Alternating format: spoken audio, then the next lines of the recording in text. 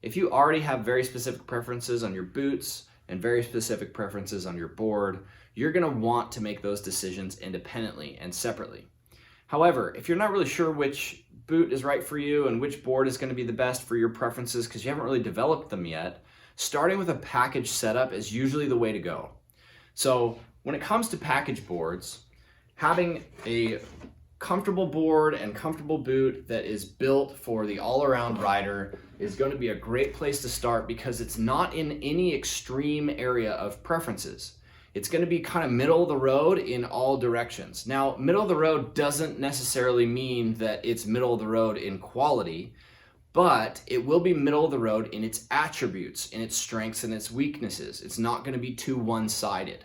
So those packages that are set up are usually pretty popular for people who don't really know what they like yet. It allows them to develop those preferences, and it performs really well for someone who is in the learning phases of riding. That doesn't mean that if you do have your preferences set and you happen to like one of those middle of the road boards, it doesn't mean that it's only for beginners.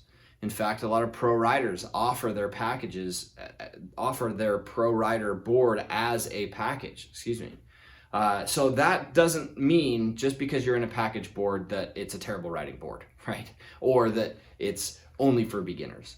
It means that this board is generally liked by the public, so it's a really easy decision to make when you don't have your preferences set.